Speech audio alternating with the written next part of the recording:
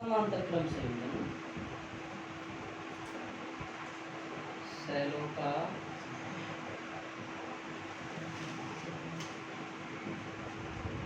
समांतर क्रम संयोजन। ठीक है, सेलों का समांतर क्रम संयोजन को देखो। पहली बात तो इसका डायग्राम देखो, डायग्राम अच्छे से समझना चाहिए, फिर इसका डेरिवेशन समझना है आपको ना। अच्छे से समझो, धीरे धीरे समझो, चीज़ें समझ में आएंगी आपको।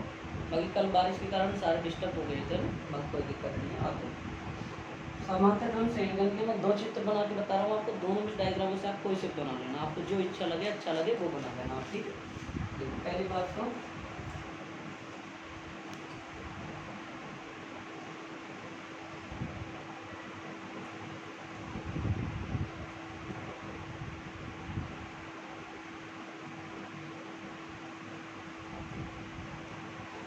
देखो, यहाँ पर एक सेल जोड़ देते हैं, ये प्लस माइनस हो गया, कौन सा हो गया E1, ये कौन सा हो गया R1, और ये कौन सा हो गया अपने पास में E2, और ये माइनस का, ये प्लस का, और ये कितना हो गया R2, और ये कितना हो गया बाह्य प्रतिरोध से ये संयोजित है। धारा किधर बहेगी फिर सुन लो भाई, इधर से लेके इधर ले। जिन बच्चों को टॉपिक समझ में नहीं आ रहे, मैं फिर कह रहा हूँ, बार बार कह रहा हूँ, एक चीज़ को अच्छे से रिमाइंड कर लो। आपके पास में ये सेल है, ये वाला, ये माइनस, ये प्लस है। जब इसका विद्युत भागफल माइनस में होगा प्लस में होगा, देखो आप समझ रहे हो, प्लस से माइनस, ये क्या होगा आपका, प्लस में होगा धनात्मक होगा, पॉजिटिव होगा ना, पॉजिटिव होगा ना। और अगर आप इधर से माइनस से आप प्लस साइड में जा रहे हो तो क्या होगा आपका, ही ऋणात्मक होगा, नहीं होगा। इसमें धारा हमारी यूं जा रही है, ध्यान समझो, यूं जा रही है अपने पास में। बैटरी में हमारी यूं जाती है, प्लस से माइनस की ओर जाती है ना।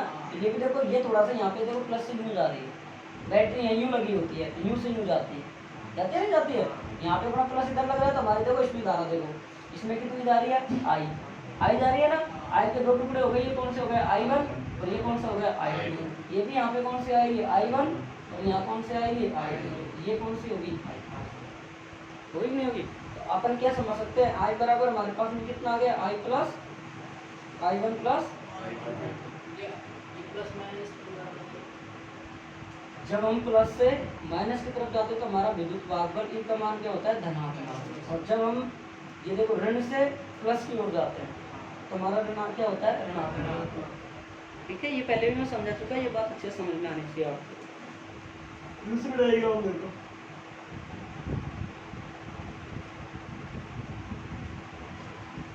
आपको मैंने बताया था आपका प्रतिरोध यहाँ भी दिया हो सकता है, अलग से भी दिया हो सकता है। मैंने पहले समझा दिया आपको ये बात, आपको पहले बता चुका हूँ मैं भाई, जो बच्चे पढ़े हों।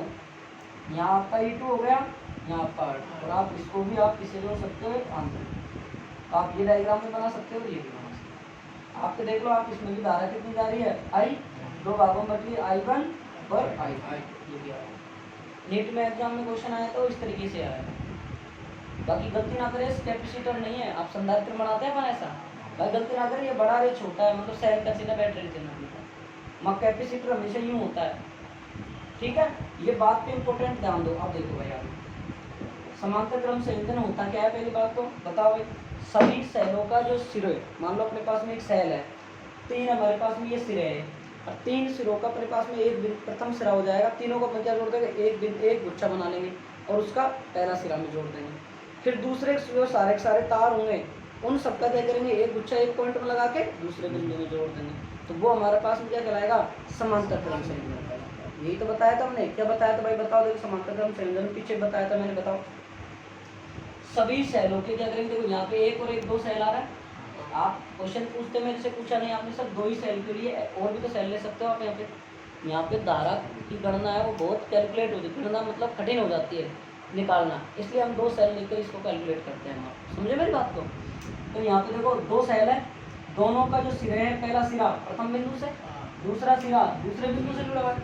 यही प्रोसेस हमारी क्या कहलाएगी, समांतर क्रम संयोजन।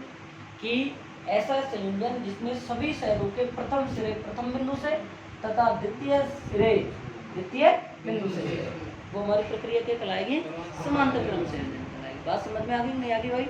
फिर हम क्या बोलेंगे, माना हमारे पास यहाँ E1 और E2 समांतर क्रम संयोजन में जुड़े हुए हैं सेल, तथा इनके आंतरिक प्रतिरोध क्रम से R1 है तथा R2 है, तथा हम जानते हैं प्रथम सेल से प्रवाहित होने वाली धारा कितनी है, I1 है। द्वितीय सेल से प्रवाहित होने वाली धारा कितनी है I2 है तथा अतः कुल धारा कितनी है I बराबर I1 प्लस बात समझ में आ गई। हमारे पास है माना हमारे पास में प्रथम सेल E1 है तथा द्वितीय सेल E2 है जो कि समांतर क्रम से संयोजित में जुड़े हुए हैं। इनके आंतरिक प्रतिरोध R1 है R2 है जो कि समांतर क्रम में जुड़े हैं तथा ये सब हमारे बाह्य प्रतिरोध R से संयोजित है। समझ रहे हो, बाह्य प्रतिरोध कैपिटल R से संयोजित है।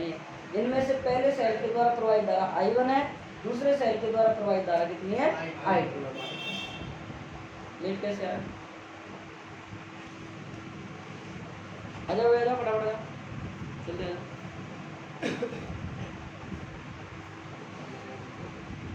बैठ जाओ कहीं भी बैठ जाओ, बहुत जगह बड़ी बैठ जाओ, गेट को पूरा खोल दे आराम से।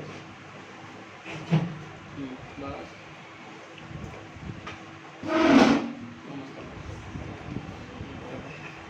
बैठ जाओ कहीं भी आ जाओ, बैठ। सुनो भाई, देखो ये टॉपिक थोड़ा कॉम्प्लिकेटेड है, इसको समझना मुश्किल है, इसको अच्छे समझो आप कि क्या कह रहा हूँ मैं। समांतर क्रम संयोजन क्या कहलाता है कि हमारे पास दो सेल जुड़े हुए हैं कि ऐसा संयोजन जिसके सभी सेलों के जो सिरे हैं वो प्रथम बिंदु से तथा द्वितीय जो सिरे है वो द्वितीय बिंदु से जुड़ा हो, ये हमारा क्या कहलाएगा समांतर क्रम संयोजन कहलाएगा। तथा माना हमारे पास में दो सेल हैं E1 और E2 जिनके आंतरिक प्रतिरोध R1 और R2 है जो कि हमारे बाह्य प्रतिरोध R से संयोजित है और जो कि एक समांतर क्रम में जुड़े हुए हैं तथा इनमें से प्रथम सेल से प्रवाहित होने वाली धारा I1 है, द्वितीय सेल से प्रवाहित होने वाली धारा I2। अतः कुल धारा I बराबर I1 प्लस I2। बात समझ में आ गई। फिर हम क्या निकालेंगे I1 का मान निकाल लेंगे, फिर हम क्या निकालेंगे I2 का मान निकाल लेंगे, दोनों मान निकाल के उसमें रख देंगे तो हमारे पास में टोटल धारा आएगा। ये करेंगे तो आप डायग्राम बनाओ।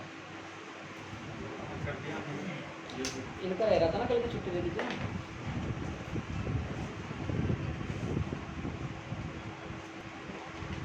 देखो भाई डायग्राम समझ में आएंगे आपको।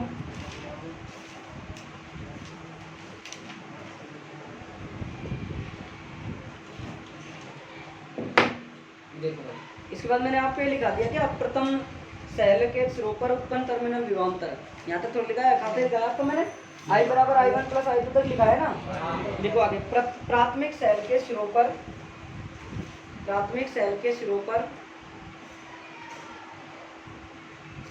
टर्मिनल विभवांतर, प्राथमिक सेल के सिरों पर टर्मिनल विभवांतर निम्न है। देखो भाई अपन जानते हैं EVR से संबंध क्या होता है भाई, E बराबर V प्लस क्या होता है भाई IR होता है, जानते हो। सुन लो भाई सामने देखते जाओ, E1 बराबर कितना हो जाएगा V IR1। पहले सेल के लिए ले रहे हैं, पहला आंतरिक प्रतिरोध आएगा, धारा कितनी बहेगी I1 बहेगी और विभव तो V रहेगा। बस समझ में आ गई। अब आपको क्या निकालना है विभवांतर निकालना है, V का मान निकालना है आपको। तो V बराबर कितना आ जाएगा, यहाँ से अपन इसको इधर भेज देंगे तो हमारे पास में कितना जाएगा V बराबर E1 माइनस कितना आ जाएगा I1 R1। ठीक है, इसके बाद में हम द्वितीय सेल का निकालेंगे, द्वितीय सेल के सिरों पर विभवांतर निकालेंगे। आप पूरी लाइन लिखना, द्वितीय सेल के सिरों पर टर्मिनल विभवांतर। ठीक है, क्या आ जाएगा V बराबर कितना आ जाएगा भाई E2 माइनस I2। आपको मैंने कहाँ तक लिखा था I बराबर कितना लिखा दिया था भाई I1 प्लस I2 लिखा था ना। यहाँ से I1 का मान निकाल लेते हैं अपन, फिर अपन ऐसे करते हैं भाई I1 का मान बताओ कितना हो जाएगा, यहाँ से निकाल लो ना, कितना हो जाएगा E1 माइनस कितना हो जाएगा V और बटा कितना हो जाएगा R1 और बराबर कितना हो जाएगा I1। जिसके समझ में नहीं आया दोबारा देखो भाई, राउंड देखो, बहुत अच्छा टॉपिक है। E1 इसके अपन V है, V को इधर ले आएंगे तो माइनस में हो जाएगा, यहाँ बचेगा अपने पास I1 R1 को नीचे भेज दिया, क्या बचा I1।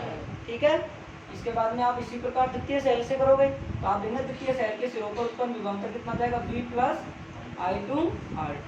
तो हमारे पास यहाँ कितना आ जाएगा E2 माइनस V बटे R2 बराबर कितना आ जाएगा I। ठीक है भाई, ये बात समझ में आ गई नहीं आ गई, समझ में आ गई, आगे बात समझ में। अब हमारे पास में ये समीकरण कितनी आ गई भाई, 2 ये आ गई, 3 ये आ गई। एक नंबर हमारे पास में थी I बराबर I1 प्लस का I2। अब हम क्या करेंगे, समीकरण नंबर 2 समीकरण नंबर 3 को कहाँ रखेंगे? ए। एक बार वापस कर देता हूँ, रिपीट कर देता हूँ, सुनो। ये आपको मैंने पहले करवा दिया था यहाँ तक। इसके बाद में आपका EBR में संबंध ये होता है, यहाँ से अपन किसका मान चाहिए? I1 का और I2 का। तो ये संबंध आप जानते हो, मैंने पढ़ा दिया आपको। यहाँ से I1 का मान निकालोगे ये आ जाएगा, यहाँ से I2 का मान निकालोगे द्वितीय सेल से, तो ये आ जाएगा। दोनों के दोनों मानों का रखना हमको, यहाँ पे रखना है। तो I बराबर कितना आ जाएगा भाई? E1 माइनस V बटा R1 प्लस E2 माइनस का V R2। ये आ रहा है ना? I बराबर, इसको सेपरेट कर दो, R1 E2 बटा R2 माइनस V बटा R2। I बराबर E1 को एलजी करो, E1 इंटू को, तो कितना आ जाएगा? E2 बटा R1 R2 माइनस कॉमन ले लो आप, तो कितना? और V देखो भाई, चलो इस ऐसे लिखते हैं, V बटा R1 माइनस का V बटा R2। I बराबर E1 बटा R1 कॉम्प्लीकेट R1 और प्लस का, देखो यहाँ से V कॉमन आ जाएगा कि नहीं आ जाएगा, ये बताओ। माइनस का V कॉमन ले लो भाई, माइनस का V कॉमन आ सकता है, माइनस इसमें V भी इसमें, V भी इसमें, माइनस का V कॉमन आ जाएगा, कितना आ जाएगा? 1/R1 plus 1/R2। आगे बात समझ आगे? अब देखना यहाँ से अपन क्या करें भाई? लघुत्तम ले ले, क्या लघुत्तम ले लो। I बराबर R1 R2 कितना आ जाएगा? E1 R2, मीडियम दिख रहा है ना यहाँ तक? नहीं दिख रहा? ये नहीं दिख रहा? ये तो दिख रहा है ना? इनसे बोल। I बराबर लघुत्तम मैं थोड़ा सा यहीं लेके बता दूँ, इतना दिख रहा है क्या? दिख रहा है। नहीं दिख रहा? दिख रहा है। देखो भाई, R1 R2 लघुत्तम ले लिया, यहाँ से R1 से R1 गया, क्या बचेगा अपने पास? E1 R2 प्लस कितना बचेगा? E2 R2 माइनस V, कितना लघुत्तम आएगा? R1 R2, कितना आ जाएगा? R2 प्लस, ठीक है? I बराबर E1 R2 E2 R1 R2 और R1 R2 बटा R2 प्लस R1 और बटा R1। अब हम क्या करेंगे? यहाँ से देखो भाई, समीकरण 4 को R1 R2 बटा R1 प्लस R2 से गुणा कर लेंगे। ये याद रखना पड़ेगा, ऐसे याद नहीं रखो तो देखो R1 R2 प्लस R1 बटा R1 R2 है, इसका उल्टा कर दो, उल्टा से गुणा कर दो। ठीक है भाई।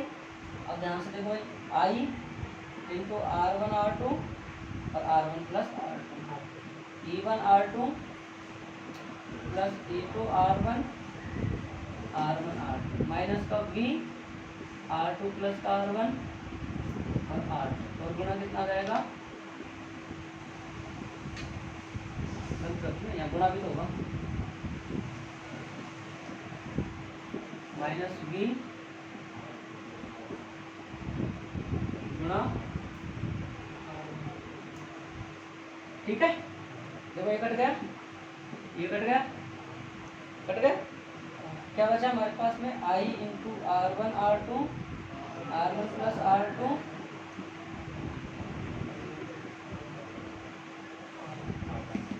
R1 प्लस R2 माइनस का V और V बचेगा ना। अब अपन क्या करें? V का मान निकालना चाहते हैं, तो अपन क्या करें भाई?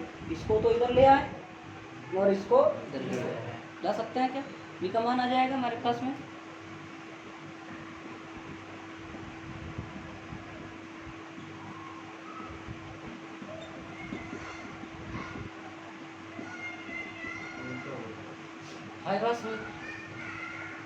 आगे बात सुन। अरे ये इसको इधर ले गया तो ये माइनस में चले जाएगा, और ये माइनस के इधर आएगा, किस में आ जाएगा? प्लस।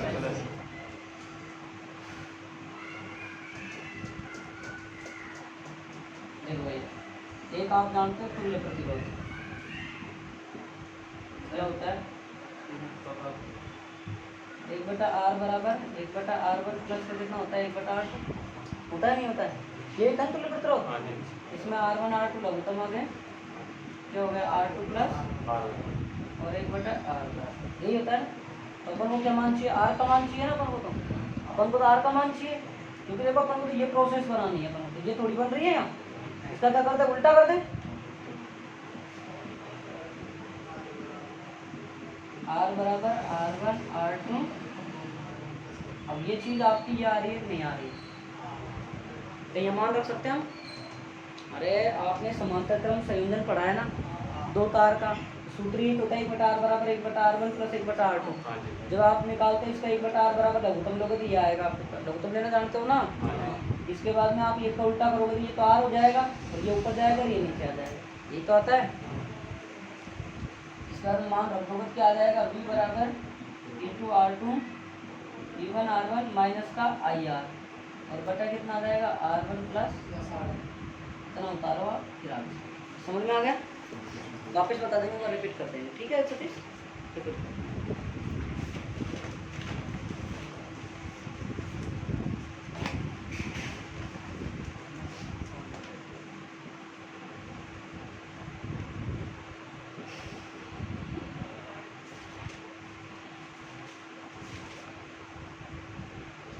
कितने आगे 5, एक बार दोबारा रिपीट कर देंगे है ना। चले कितना टाइम लगता है क्या,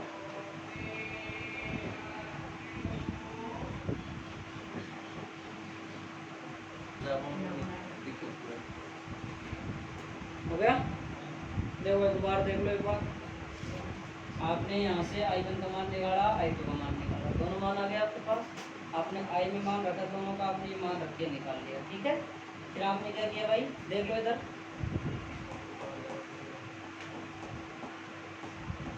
बहुत देर में उतारोगे यहाँ जल्दी करो।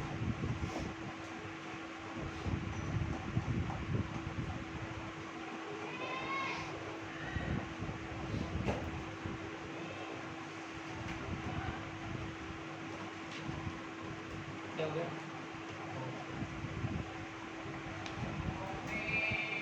चले आपने मान रख दिया, ये आ गया। आपने इनको क्या किया भाई, इसको आपने अलग अलग कर दिया, आपने का दोनों में भाग दे दिया। चाहे आप यहाँ भी दे सकते हो, कोई दिक्कत नहीं है, मैंने यहाँ दिया है ना, तो आप यहाँ दे लो दोनों में भाग, ठीक है। यहाँ भी दे लो, कोई दिक्कत नहीं है, दे सकते हो। मैंने अलग अलग कर दिया, तो ई को तो ई के साथ में कर दिया, बी को बी के साथ में कर दिया।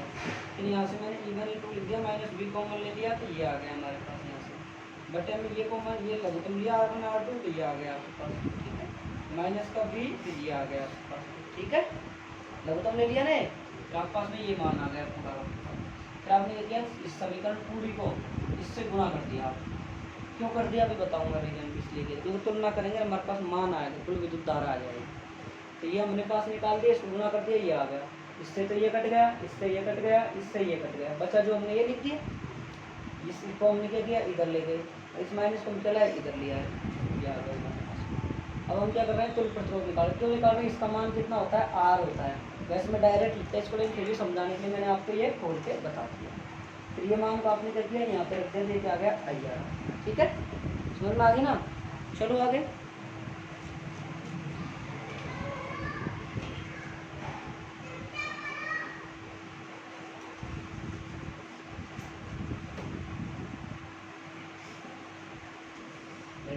हम जानते हैं, क्या जानते हैं भाई, V ना होता है टर्मिनल विभवांतर में संबंध कितना होता है, V बराबर कितना होता है भाई, E माइनस IR होता है, नहीं होता है, यही होता है। इसके बाद में हमारे समीकरण आ गई 6, ये सूत्र होता है, मैं पीछे पढ़ा चुका हूँ आपको। समीकरण 5 व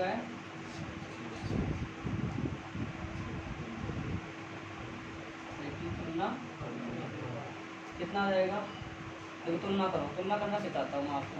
ये मान किसका है, मान है ना, देखो पूरा बता, V का मान हमने रख दिया IR E2R2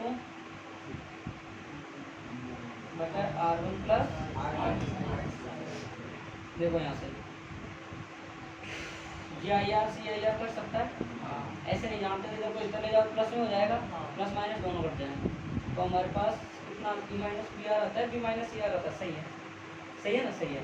E बराबर कितना बचा हमारे पास में, E2R2 और प्लस R1 बटे R1 प्लस, ये हो गया आपका कंप्लीट। और इससे संयोजन से प्रवाहित धारा निकालते हो तो धारा में क्या आ जाएगी, प्रवाहित कुल धारा। कुल धारा का मतलब कितना होता है भाई? कुल विद्युत भागफल, अरे बोलो यार, कुल पढ़ा चुका हूँ मैं, बटे कुल प्रतिरोध। ठीक है, आई बराबर कुल विद्युत भागफल हमारे पास ई हो गया। टोटल प्रतिरोध कितना है हमारे पास में बताओ भाई? Are plus R1 plus R2, बस आंसर आ गया। समझ में आ गया? ये देखो कुल विद्युत भागफल हमारे पास में कितना है, टोटल कितना आ रहा है? ई आ रहा है। क्यों? ई बराबर दो सेल लग रहे हैं, दोनों सेल हमने ले लिए, एक ई ले लिया टोटल। इसके बाद में हमने क्या लिया भाई? देखो हमारा डायग्राम ये बन रहा है,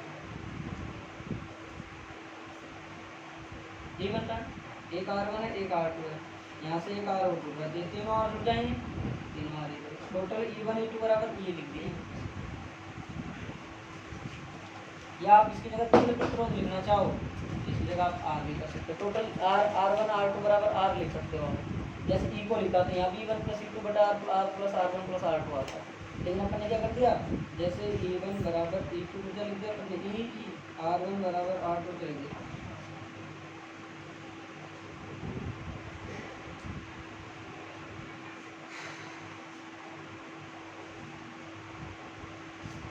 हो गया? अरे यार वीडियो तो ऑन ही नहीं करी अपन ने यार, तुम भी नहीं बोले। चलो करो इसको वापस समझाते हैं, पूरी मेहनत हुआ लगी।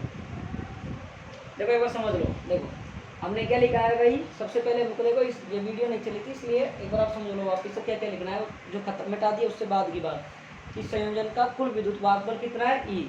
संयोजन का कुल विद्युत भागफल कितना लिखना है भाई हमको? ई बराबर करके। फिर नीचे लिखना है कुल आंतरिक प्रतिरोध कितना लिखना है? R dash.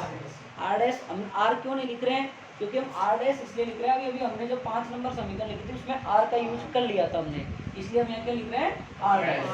1/r डैश बराबर क्या लिखा? 1/r प्लस 1/r, तो ये रहा ना, 1/r डैश बराबर 1/r plus 1/r plus plus 1/r n बार। 1/r क्यों किया अपन? डायरेक्ट 1 प्लस r ये सिर्फ कर, क्योंकि श्रेष्ठ क्रम में आता हो, ये समांतर क्रम है, इसलिए अपन ने इसको बटे में लिखा है। तो हमने यहाँ से 1/r डैश बराबर इसको हमने लिख दिया n बटा r। उल्टा कर देंगे तो r डैश बराबर कितना आएगा? n r बटा n। हमारे पास कितने सेल है? n सेल है। हमारे पास प्रतिरोध आंतरिक कितने हैं? n r n बार लिखे गए ना, r r r r e भी n बार लिखे गए, r भी n। आप कहोगे सर आपने पहले हमको ये क्यों नहीं लिख के बताया? बताओ आप। देखो ये भी बता देंगे, ये नीचे समझ में आ जाएगा। तो आपने यहाँ पर भाषा लिखी कुल प्रवाहित धारा, कुल विद्युत भागफल बटे कुल आंतरिक प्रतिरोध। कुल विद्युत भागफल कितना है आपका? ई। कुल आंतरिक प्रतिरोध देखो R प्लस कितनी बार है? R R है, R डैश बार। देखो यहाँ पे मैंने डैश लगा रखा है, ये R डैश लगा रखा है। इसके बाद देखो R डैश का मान कितना आएगा sir? R plus R dash का मान ये रहा, तो कितना हो जाएगा आंतरिक प्रतिरोध? कुल देखो कुल आंतरिक प्रतिरोध में आप सीधा सीधा जोड़ो, बाह्य प्रतिरोध प्लस में आंतरिक प्रतिरोध जो भी दे रखा है, तो ये तो कितना आ गया? R डैश का मान कितना है? R बटा n, R बटा n। यहाँ से लघुत्तम लिया n, nr प्लस का स्मॉल r।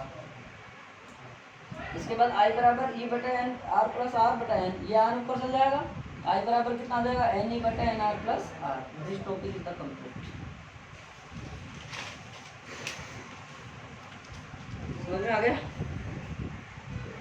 आ गया कि नहीं आ गया?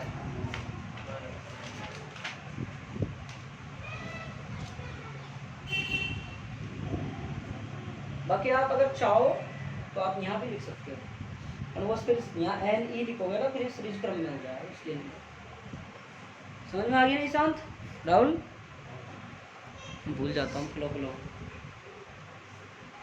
जो पूछ रहे थे तुम्हें क्वेश्चन, भावना डाउट था समांतर क्रम संयोजन का, जो ये टॉपिक है वो आपका क्लियर हो गया। फिर भी अगर कोई डाउट रहता आप दोबारा पूछे ना, देखो पूछो, आपका दोबारा से वीडियो बना दिया गया है ना। फिर भी कोई प्रॉब्लम है तो देखो मैं फिर कह रहा हूँ, अपन गलतियों के कठपुतले हैं, इंसान हैं, फिर भी अपनी कोई गलती होती है तो आप बताया करो उन चीज़ों को कि सर ये चीज़ ऐसे समझ में नहीं आई, हमको दोबारा बताया, तो आपको दोबारा करवाया जाएगा, कोई दिक्कत नहीं है। अपन को मेहनत करनी है, सीधी सी बात। ठीक है भाई?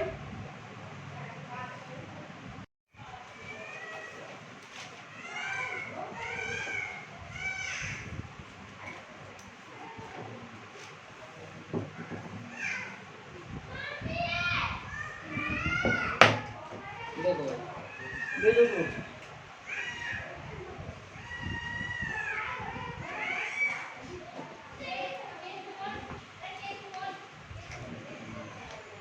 इलेक्ट्रिक एनर्जी,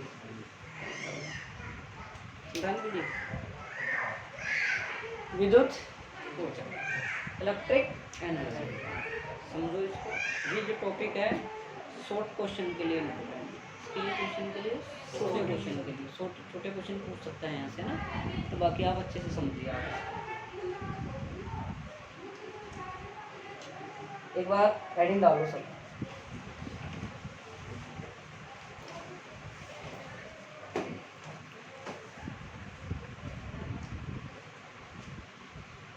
विद्युत ऊर्जा है ना।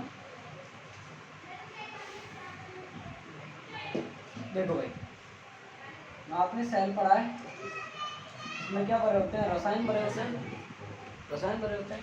इसमें क्या लगे होते हैं? इलेक्ट्रॉन लगे होते हैं। ये हमारा क्या है? सेल। ये क्या हमारे रासायनिक ऊर्जा करते हैं भाई, रासायनिक ऊर्जा करते हैं कि नहीं करते हैं? तो ये हमारा फिर किसमें बदलता है? विद्युत ऊर्जा में। तो यही हमारी क्या कहलाती है? देखो जो समझदार है वो समझ गया होगा इसको, नहीं समझा वो समझो अच्छे से कि हमारे पास ये विद्युत अपघट है, इसमें हमारे आयन्स भरे हुए हैं, रासायनिक पदार्थ भरा हुआ है। ये पदार्थ भरा हुआ है तो इसमें रसायन भरे हुए हैं, तो रसायन क्या करेंगे? आपस में क्रिया करेंगे। कौन सी? रासायनिक अभिक्रिया करेंगे। तो रे रासायनिक अभिक्रिया किसमें बदलेगा? विद्युत ऊर्जा में। हो ध्यान नहीं था, कहीं खो गया। इस पर हमने इन इलेक्ट्रोडों को क्या कर दिया? हमने एक तार से जोड़ दिया, तार से जोड़ दिया इनको हमने। जैसे हमने इससे तार से जोड़ा तो इसमें क्या होगा? आवेशों का प्रवाह होगा भाई, इलेक्ट्रॉनों का प्रवाह होगा। इलेक्ट्रॉन क्या करेंगे? गति करेंगे। गति करेंगे या नहीं करेंगे? तो जो इलेक्ट्रॉनों को, जो आवेशों को गति करने में जो किया गया जो कार्य है ना, वो कार्य किसमें संचित होता है? ऊर्जा में। और हम पहले पढ़ चुके हैं कि जो कार्य होता है वो ऊर्जा में संचित होता है। आगे समझ में?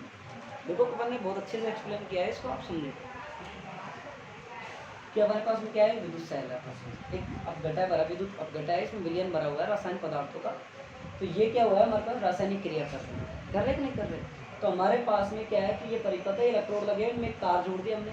तो जैसे इसमें हमने धारा प्रवाहित करी तो इसमें क्या होगा? इलेक्ट्रॉनों का प्रवाह होगा, आवेशों का प्रवाह होगा।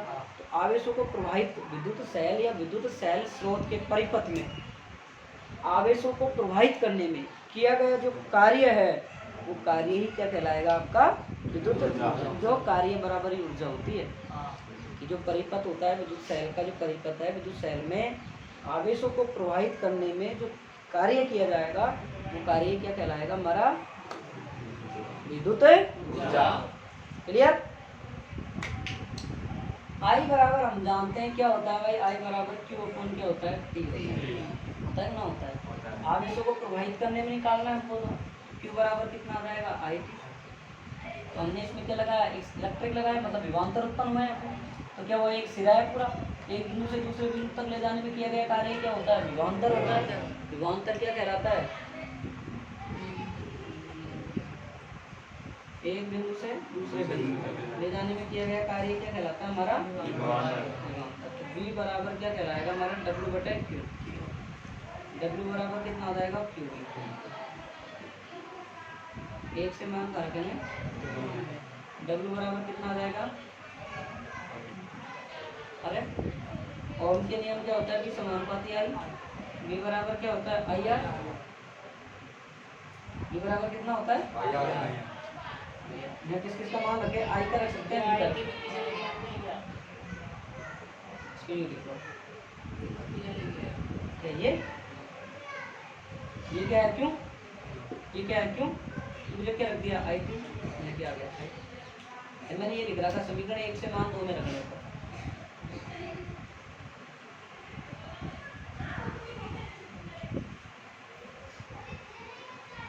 अब समझ ये आ गई। V बराबर कितना आगा? I R. यहाँ से कितना लिख सकते हैं हम? I R. V बराबर आई आर की जगह क्या? V की जगह क्या रखेंगे? I R. आई और आई कितना हो जाएगा? स्क्वायर। और कितना हो जाएगा? आर। किया गया कार्य किसके बराबर है? ऊर्जा। आई बात समझ में नहीं आई? सिरा समझ में आ गई? W बराबर आई को टी समझ में आ गया? ये ओम के नियम का फॉर्मूला होता है V बराबर आई आर। v की जगह हमने कितना रख दिया आई आर, यहाँ v की जगह आई आर है, आई से आई गुना होता है आई स्क्वायर आर टी। ठीक है, आप और मान निकाल सकते हैं यहाँ से, इसका मान आई का मान निकाल सकते हैं यहाँ से, आई का मान कितना हो जाएगा v बटा आर। यहाँ पे मान रख सकते हो आप कितना, इसमें रख सकते हो, इसमें कितना आएगा आई बराबर v बटा आर, तो कितना आ जाएगा v स्क्वायर बटा आर, निकाल सकते हो ना। इससे रखा है, इससे v बराबर आई आर, आई का मान निकालेगा तो ये इसके नीचे जाएगा नहीं जाएगा, आई बराबर कितना आएगा v बटा आर, v बटा आर को यहाँ रखेगा किसकी जगह, इसकी जगह, इसी जगह आएगा v और v कितना हो जाएगा v स्क्वायर, क्योंकि ये रहा आर पीछे। ठीक है, बाकी मात्रक क्या होगा, जूल, ऊर्जा का जूल होता है, तो लिखो बीमा क्या हो जाएगी, अरे कार्य बीमा क्या होती है, एक होती है, ये ऊर्जा की होगी, आपका ही बात लिखो, लिखो भाई। और अगर 10वीं क्लास याद हो तो इसको क्या कहते हैं, जूल का तापन नियम। पिछले साल रीट के एग्जाम में क्वेश्चन आया था, मेरा गलत हुआ था, पिछले साल रीट में आया था क्वेश्चन और ये क्वेश्चन गलत। v बराबर कितना आएगा, w बराबर, ये मान समझ में आ गया, जूल का तापन नियम होता है।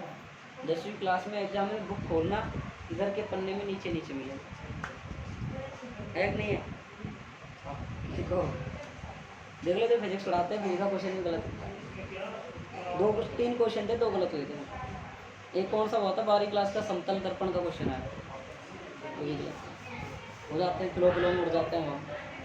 देखो, किसी विद्युत वाहक बल स्रोत, किसी विद्युत वाहक बल स्रोत,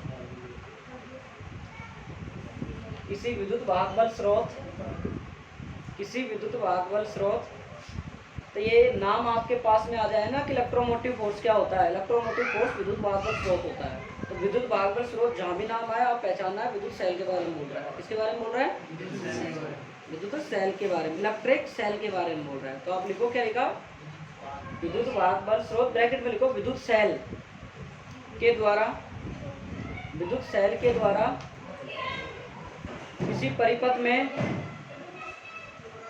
किसी परिपथ में, किसी परिपथ में, किसी परिपथ में आवेश प्रवाहित करने में, किसी परिपथ में,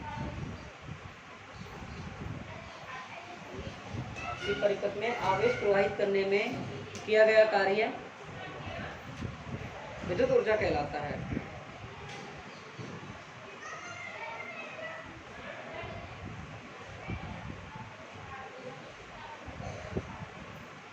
इसके बाद लिखो, किसी चालक से,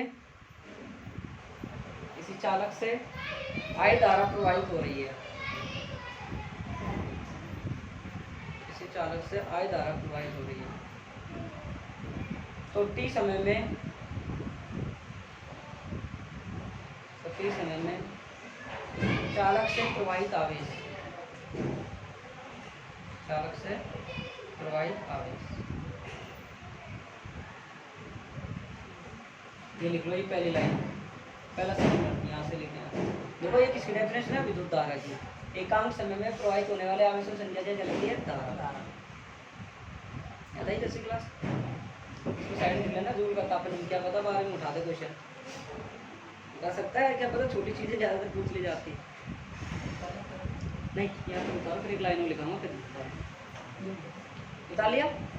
इसके बाद लिखो, यदि सेल द्वारा विभवांतर, यदि सेल द्वारा विभवांतर उत्पन्न हो तो, यदि सेल द्वारा विभवांतर उत्पन्न हो तो, विभवांतर उत्पन्न हो तो आवेश क्यों, आवेश क्यों प्रवाहित करने में, आवेश क्यों प्रवाहित करने में, आवेश क्यों प्रवाहित करने में किया गया कार्य, तो दैट वर्क डन जो अपना होगा वो ये हो जाएगा। अब उतारो। ये तो देखो, ये तो मैंने समझाने के लिए लिखा, आप साइड में लिखना विभवांतर की परिभाषा से ना। बाकी आपको बहुत टॉप तरीके से पढ़ाया जा रहा है, आपको अच्छे से चीज़ें दी जा रही हैं, आप अच्छे से समझो बस।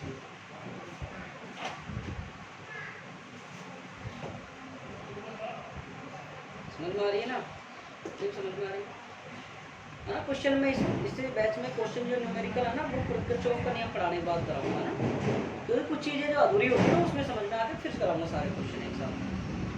एक अपन पूरी क्लास क्वेश्चन अभी लेंगे इस दिन टॉपिक हो सकती है ना।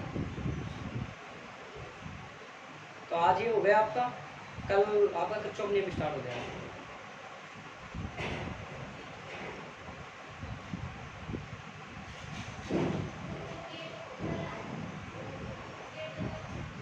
जो बच्चे ये नहीं समझे वो लास्ट में ना आई बराबर बी बटा आर रखने तक यहाँ से लोग समझ में आ रही है।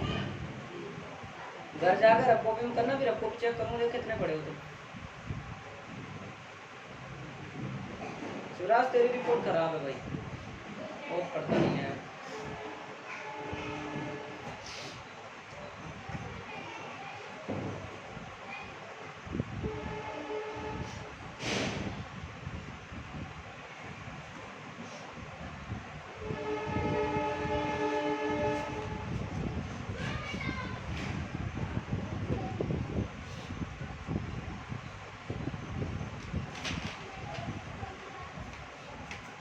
चले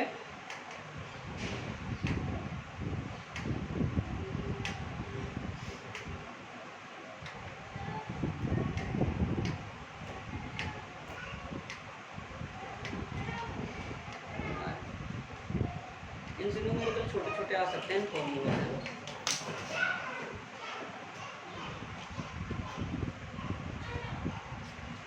और पढ़ा दूँ थोड़ा सा, देखो देखो भाई, अब ये समझ में आ गया ना सबको? बात थोड़ी बताया किसी को, सबको समझ में आ गया। अब आती है अपन पास पढ़ते हैं उसमें ऊर्जा, उसमें ऊर्जा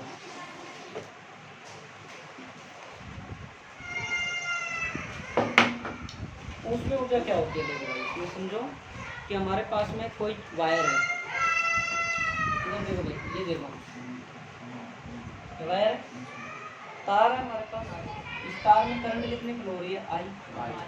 प्रतिरोध कितना है? आर। और समय कितना लग रहा है? कोई समय टी है, उसमें धारा बह रही है। तो ये तार ऑब्वियसली सी बात है कुछ समय बाद में गर्म हो जाएगा, गर्म होगा तो इसमें से क्या निकलेगी? उसमें वही क्या होगी? उसमें वही क्या होगी? समझ में आ गई? कोई तार है, तार में हमारे पास में क्या बह रही है? मान लो आपके पास कोई तार है और आपने कूलर के तार, पंखे कूलर के तार बोर्ड में लगा रखे हैं और एकदम से ज़्यादा लाइट आके शॉर्ट हो जाता है। कई बार आप देखते हो कि तार बीच में से उड़ जाता है, तो लोकल अगर डोरी है आपके पास में तो तार उतनी धारा को सहन नहीं कर पाता तो ब्लास्ट हो जाता है, होती है ना? तो ये बात है, धारा बह रही है, कोई प्रतिरोध इसका आ रहा है। और देखो धारा हमेशा जो हमारे पास में विद्युत धारा है वो चालकों में होती है, उनका प्रतिरोध होता है, उसमें आवेश होती है। इसमें धारा बह रही है, प्रतिरोध आ रहा है, वो टी समय बह रही है, लगातार बहेगी, वो समय धीरे धीरे धीरे बाद में क्या गर्म होगा। पंखा भी हमारा धीरे धीरे क्या होता है? गर्म होता है। ये क्या करता है? उसमें उत्पन्न होती है, वही हमारी क्या कहलाती है? उसमें ऊर्जा क्या कहलाती है? उसमें। हाँ भाई केशव आ जा, फिजिक्स पढ़ेंगे, आ जा आ जा। क्या कहलाएगी? उसमें आ जा। अरे एच बराबर फॉर्मूला क्या आ जाएगा? आई स्क्वायर आर टी, आपने 10th क्लास में पढ़ा हुआ है। वो ऊष्मा को किससे मापा जाता है? कैलोरी से।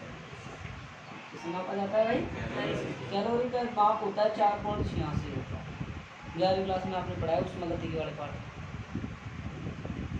ठीक है? बाकी लिखो, जब किसी चालक तार से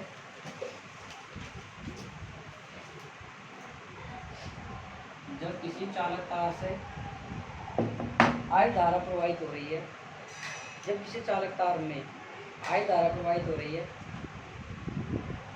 राम किशोर भाई बच्चा बाहर तो नहीं गया देखने का? गेट खुल रहा है, गेट थोड़ी खुल रहा है, गेट देख ले। हाँ ऊपर गया थी, मान लो उनका मकान मालिक का। जो किसी चालक तार से आई धारा प्रवाहित हो रही है जिसका प्रतिरोध कैपिटल आर है, इसका प्रतिरोध कैपिटल आर है, इसका प्रतिरोध कैपिटल आर है, और टी समय तक प्रवाहित होती है और टी समय तक धारा प्रवाहित होती है, और टी समय तक धारा प्रवाहित होती है। देखो कोई मेरे साथ चलने वाला होना चाहिए, फिजिक्स के अंदर डंडे गड़ा देंगे, 100 नंबर आ जाएंगे। सही बता रहा हूँ, बस मेरे साथ अगर कोई पढ़ने वाला होना चाहिए बच्चा। मैं जिस हिसाब से पढ़ा रहा हूँ, जिस हिसाब से मैटर करवा रहा हूँ ना, अगर तैयार ढंग से कर लिया ना, मैं गारंटी देता हूँ 100 नंबर आने के लिए। लेकिन यार तुम पढ़ते नहीं हो, बस चलो ज़्यादा नहीं, इतना पढ़ लो जितना पढ़ाया जा रहा है उतना ढंग से कर लो बस। एक बार संडे टू संडे को घर जाना बंद कर दो, रिविजन मारो आप पूरे 6 दिन का। सच कह रहा हूँ, फुल नंबर आ सकते हैं, अच्छे नंबर मार्क्स आ सकते हैं, 90+ नंबर आ सकते हैं, बस थोड़ी मेहनत करने की जरूरत है। आप क्या अभी मज़े कर रहे हो, बस मज़े मज़े में देखो, तो मज़े कर लो, तो पढ़ाई कर लो, बात तो एक ही नहीं बात। ठीक है, मतलब पढ़ लेंगे ज़्यादा टाइम, ठीक है, इतना उतार लो। क्या लिखा है मैंने? इस समय तक कोई धारा प्रवाहित हो रही है ना, तो तार गर्म हो जाता है, तो तार गर्म हो जाता है, तार गर्म हो जाता है, और फिर ऊष्मा उत्पन्न होती है, ऊष्मा उत्पन्न हो जाती है, और फिर ऊष्मा उत्पन्न हो जाती है।